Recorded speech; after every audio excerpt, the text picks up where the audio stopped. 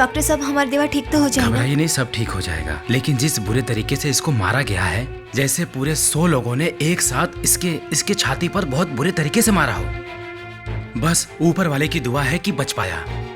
ऐसा चमत्कार मैंने पूरी लाइफ में आज तक नहीं देखा था। वो नॉर्मल है, ठीक हो? गुड। धन्यवाद भगवान, हमरा देवा के कुछ ना भइल। कुछ न होई।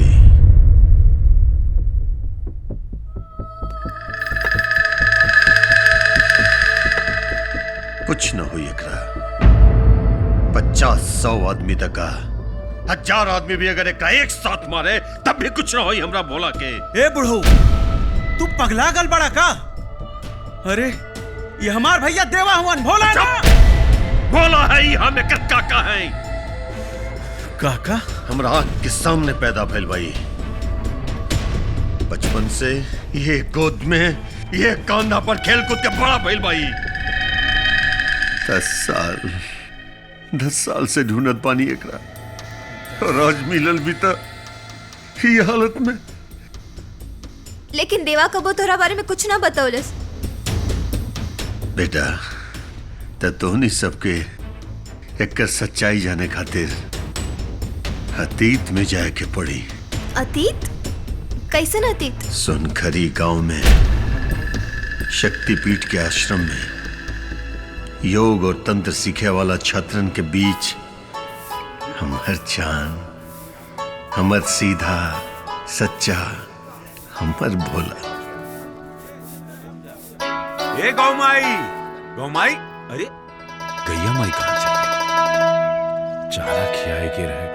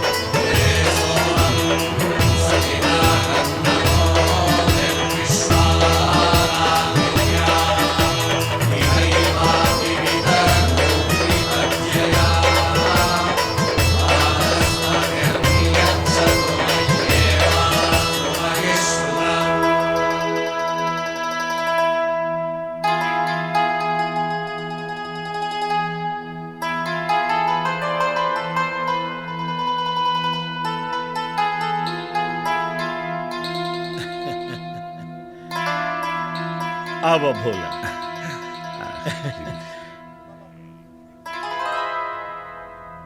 ई का भोला का भाई? आपन गंदा गोड़ तो देख ले। अरे बौड़ाहा, गोड़ तो धोली ले रहते। हाय देखा गंगू, तनी भोला के समझावा। अरे यह श्रद्धा रखवा तो सीख भैला योग और तंत्र विद्या। अरे दया से सीखा का कुछ कल जाला। जी गुरुदेव। गुरुजी, बोला ऊ हमरा माटी लाग गई। कोनो बात ना। जय हो, जय माई। प्रणाम गुरुजी। माँ काली सबके कल्याण करे। अरे मुखिया जी सब कहा? ये गुरुजी कुछ अनाज है, फल फ्रूट है आश्रम के खातिर। ये का करेले बेटा तू? हाँ, अब पाँव धो के अब के चाहते रहे ना मंदिर में। अरे तू बड़ा कब बनबे, कब सुधरबे तू? देख आज फिर माथा ऐसे ही सुना रह गई। अब का करी काका, अब आरती ना छूट जाए खातिर दौड़े लगनी, वो किच्चा में पाँव हल गई। हमार कोनो दोष नहीं। अच्छा चलो, कोनो बात नहीं। हाँ बतानी। का रे माई, हम सोचनी तार आरती ना छूट जाए से दौड़े लगनी। अब हम का बताई कैसे हो जाला। राम राम गंगू भैया। अरे राम भैया, राम। गंगू तो हमार परम सेवक है। ये सब सामान लेनी ओकरा खातिर हम आपके धन्यवाद कहल चाहता नहीं। गुरुजी का बात कर रहल बानी? एकरा खातिर धन्यवाद कहे? आप तो अपन सारा धन संपत्ति पूरा गांव वालन के दे देनी, और ओकरा बाद भी हमेशा गांव वालन के सुख दुख खातिर हमेशा खड़ा रहनी। बल्कि तो हम गांव वालन के सौभाग्य बाकी आपके और आश्रम के खातिर कुछ कर पावे नहीं बस। अच्छा ये अब छोड़ा, ये सब सामान रखवावे की व्यवस्था कर। आइए लोग के तनी आदर सत्कार कर। जी जी। हे माई शंखनाद सुन के हम दौड़े लगनी, गुड़वा हमार कीचड़ में पड़ गई, धोए भुला गई नहीं। यह गलती रे बस माई, क्षमा कह दे हमके।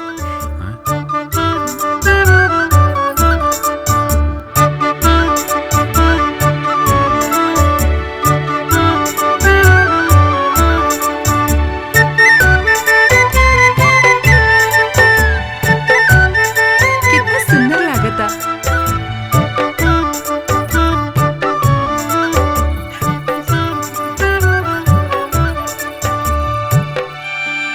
जय हो माई, क्षमा कह दे हमके, हो सके तो। ए काका देखा ना हमरा के टीका लग गई। माई से बोलनी, देखा टिकवा लग गई हमके। देखा तानी टीका लग गई। बड़ा सुंदर भी लगा था। अच्छा अब चला चला कुछ काम कर। देखा ना हमार बाल बिगाड़ दिला, बड़ा मेहनत से सवार नहीं। चल चल कुछ काम बा जा।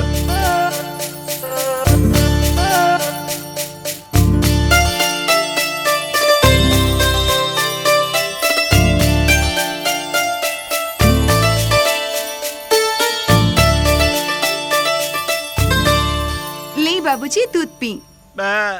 अरे हम दूध ना पियब, हम बाद में पियब। दूध तब पिए के पड़ी। ले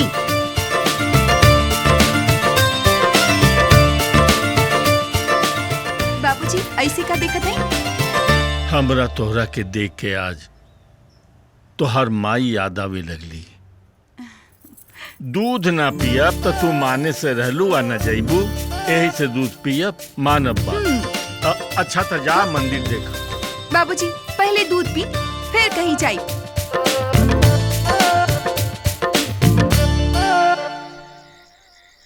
ओम अग्निभीड़े पुरोहितम यज्ञस्य देव ऋत्विजम होतारम रत्नधातमम रत्नधातमम रत्नधातमम रत्नधातमम।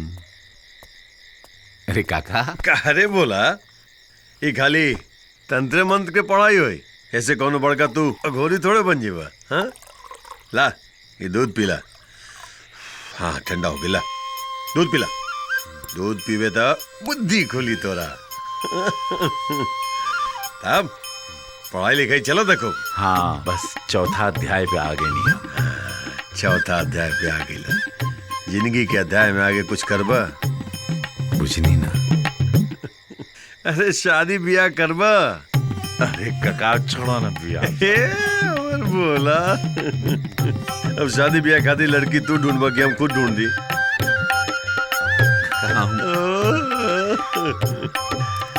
देख बोला बेटा, ये तो और माई के कंगन है। उनका अंतिम इच्छा रहे कि उनके पुतोह के हाथ में एक कंगन पहिरावल जाए। अब एक राम तारा हाथ में दे देता नहीं, बिल्कुल सही कलाई देख के मुंह में ही कंगन पहिरा दिया। हाँ सही कलाई ढूंढ लेवा कि हम ढूंढ दी? काका बाल बिगड़ जाएगा।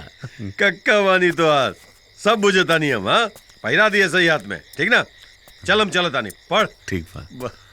वाह कहीं के।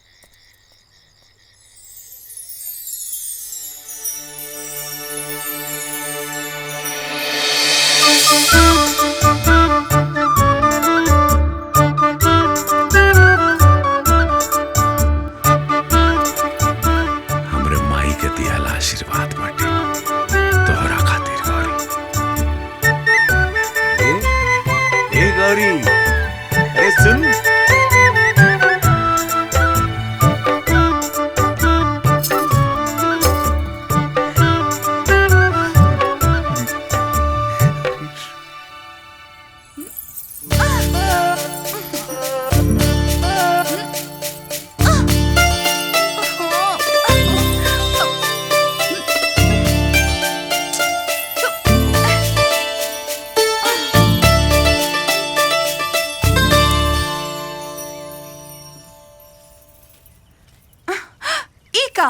ई तो हम तोड़े वाला रहली ना।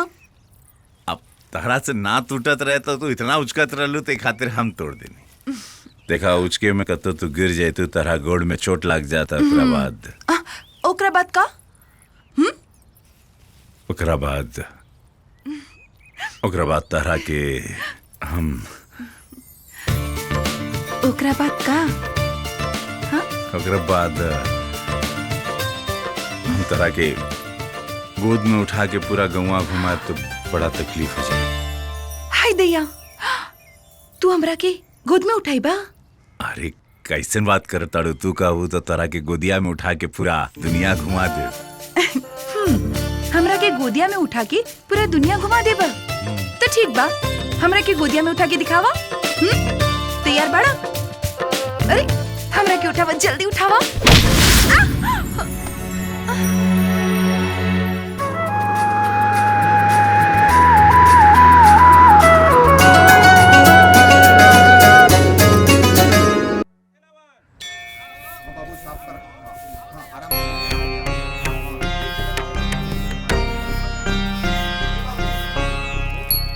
मोक्षकम इति शांति शांति शांति। प्रणाम गुरुदेव।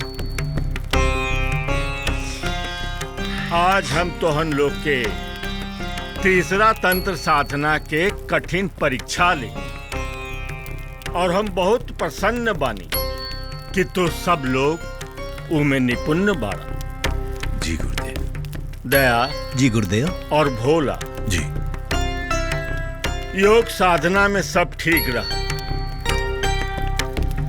बाकी दया उत्कृष्ट है, धन्यवाद गुरुजी। उत्तम है, आशीर्वाद हो आपके। और भोला हम देख रहल बानी कि आजकल तू योग साधना ठीक से नईखा करत। काहे?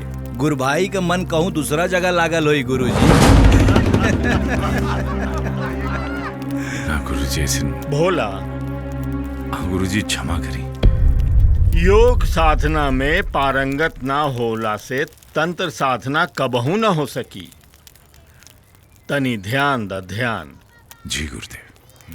अच्छा अब तू लोग जा, प्रणाम। सांझ जी काल गुरुदेव। फिर शिक्षक प्रणाम। मिली।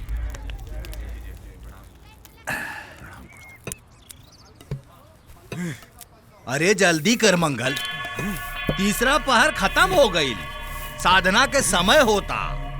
अरे दया भैया, गुरुजी तो के बहुत मानेलन हो। हाँ, आज हमहू देखली।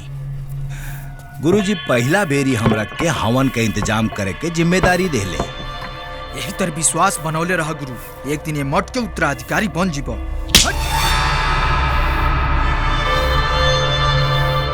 खूंटा से बंध है, नहीं खेल। पूरी दुनिया पे राज करे के बाद धन दौलत मान प्रतिष्ठा हमार सपना हो। बस एक बेरी कुल ज्ञान प्राप्त कर लेना, फिर देखिए लोग। चल जल्दी कर, देर होता।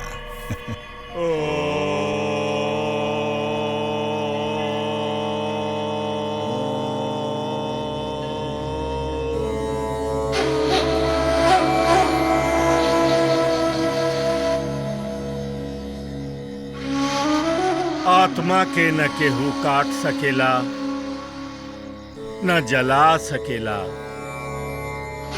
और ना ही भिगो सकेला। वैसे ही एक शरीर में दो आत्मा के निवास कबहू न हो सकेला। जी गुरुदेव। आपन शरीर से आपन आत्मा के निकार के दूसर शरीर में प्रवेश कइल, यह परकाया प्रवेशम। एकर मतलब हमनी के आपन आत्मा दूसरा के शरीर में डाल सकीला? हाँ, लेकिन एकरा खातिर अपन सभी कुंडलिनी के जागृत करे के पड़ी।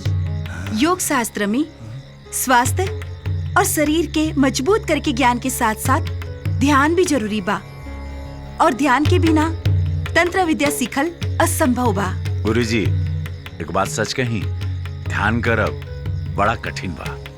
ये बोला, ये तोहरे बस के बात नहीं के, बुझला?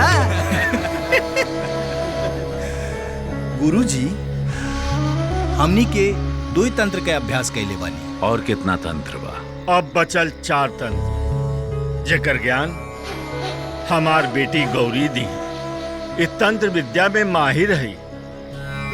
उद्गार कम तंत्रम, जगरा से आत्मा के वश में करके बीतल कल के बारे में सब कुछ जानल जा सकेला। रोग क्षयम तंत्रम, जगरा से असाध्य रोग के इलाज कइल जा सकेला। और आखिर के 2 तंत्र जे बहुत कठिन, घातक और शत्रु विनाशक है। ई तंत्र विद्या से आत्मा के सम्मोहित कइल जाला और वो आत्मा आपके शरीर के धड़कन और गंध के पहचान लेला। अशुद्ध होला पर भी अगर अपना शरीर के इर्द गिर्द दीवार खड़ा कर लिहल जाए तो आपके प्रवेश हो सकेला। अच्छा गुरुजी, अगर कोनो महान तंत्र ज्ञानी मर जाए तो का होकर आत्मा तंत्र ज्ञान के प्रयोग कर सकेला? ज्ञान कबहू न मरेला। अगर वो आत्मा के शरीर मिल जाए तभी तंत्र साधना के पूरा इस्तेमाल कल जा सकेला। मगर वो शरीर मृत व्यक्ति के ना, जीवित व्यक्ति के चाहिए। लेकिन गुरुजी एगो बात बताई, एक शरीर में 2 आत्मा कैसे रही? भोला भी ना। आपके इशारा शायद गुरुजी पर काया प्रवेश विधि बा। तोहार यही उत्सुकता तोहरा के एक दिन महान तांत्रिक बनाई। याद रख, तंत्र तभी इस्तेमाल हो पाई जब शरीर शुद्ध रहे। जा आराम कर। प्रणाम गुरुजी। आशीर्वाद।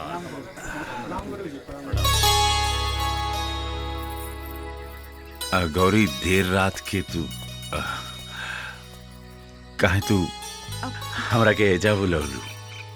बोला उ हमरा के तोरा से कुछ कहे के रहे।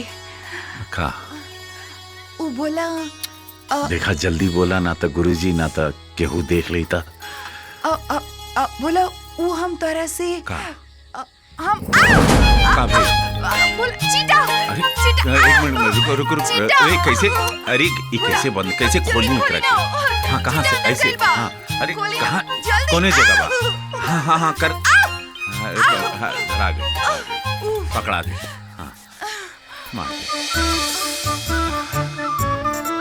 बाकी बहुत सुंदर बा। का? तेरे पिठवा पे जौन करिया तिल बा वो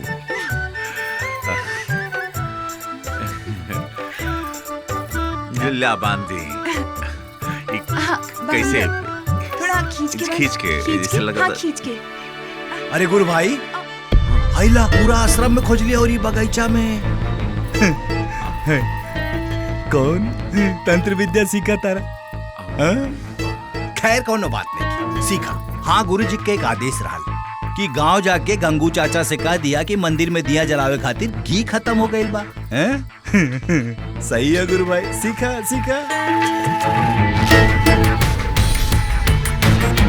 जाके कहीं पूरे गुरुकुल में ना बोल दे। अब गुरुजी के बोल नहीं था, गुरुजी तो हमरा के मार के मुआ दिए। अब कहा? बोला।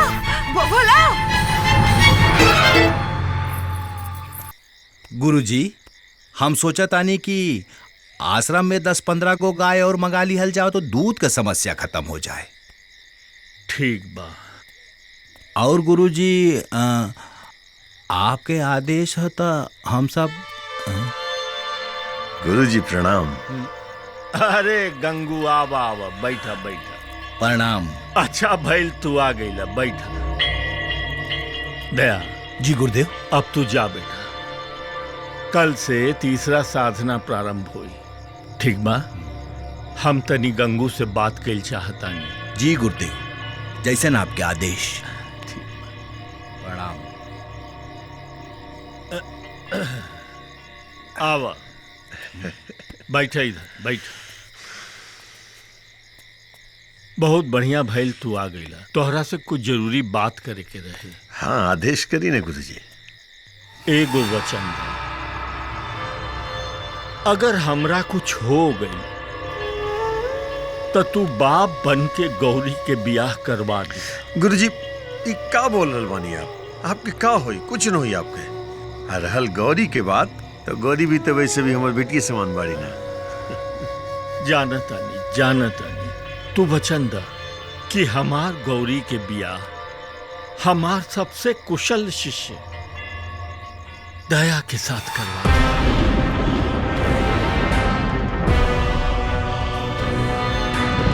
का सोचे लगे? गुरुजी अब आपके आदेश हमरा सर आंखों पर धर्म है हमार। अब तू जा, हम तनी प्राणायाम साधना कर। विधि के कुछ और मंजूर है। अरे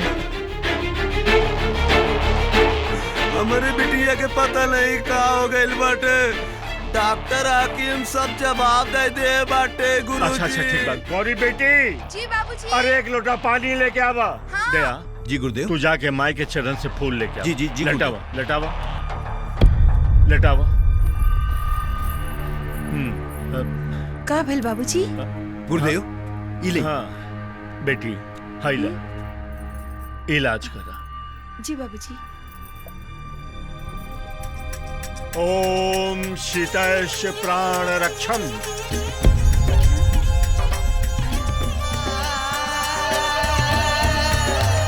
अरे गुरुजी आप धन्य हैं, महान हैं। हमारी बिटिया के जान बच गए। गुरुजी जान बच गए। आओ बेटी, ले जा बेटी के, ले जा। आओ बेटी। अच्छा गुरुदेव, ई कैसन चमत्कार रहल? आज तक हमनी के नइखे बताऊनी। ई है चौथा तंत्र। एकरा प्रयोग से मरे वाला आदमी के भी जियावल जा सकेला। अच्छा ये विद्या हम 1 साल बाद सिखाई। 1 साल गुरुदेव?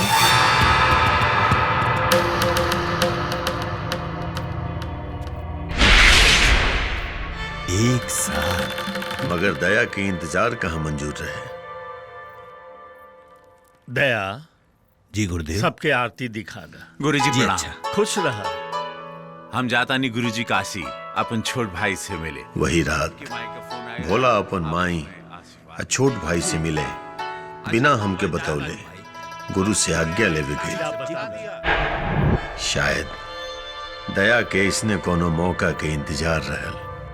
गुरु भाई के तो दोनों हाथ में लड्डू बा।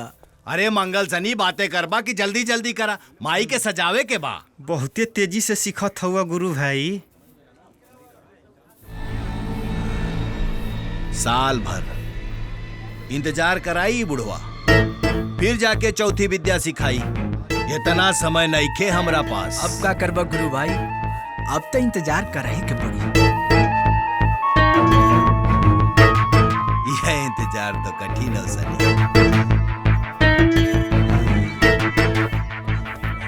अरे नागे, उहे बीच दया के छोट भाई और काम कैसन चल रहा बा?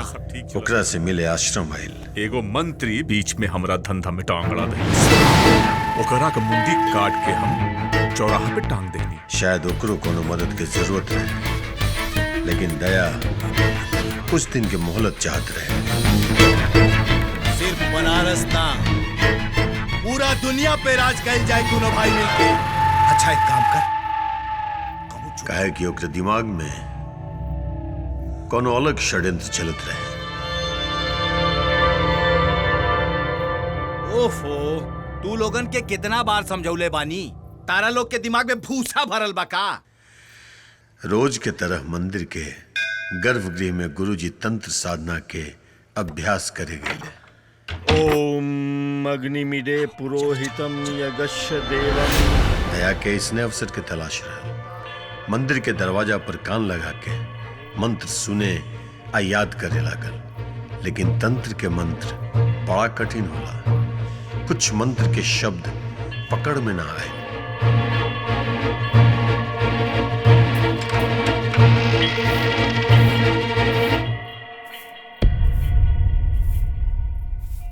अरे दया, कितना काम करबे? गुरुजी वो मंदिर गंदा हो गए रहल तो सोचली कि थोड़ा साफ कर दी। अच्छा, हम ही तनी तंत्र अवशेष विसर्जित करके आवत हैं। हाँ लाई गुरुजी, हम विसर्जित कर दी। ना ना ना, तंत्र अवशेष आदमी के खुद विसर्जित करे के चाहिए। जी गुरुदेव, प्रणाम। लेकिन अहंकारी के विश्वास अति होला। आपन पसंदीदा फिल्म देखे खातिर डाउनलोड करी दंगल प्ले ऐप।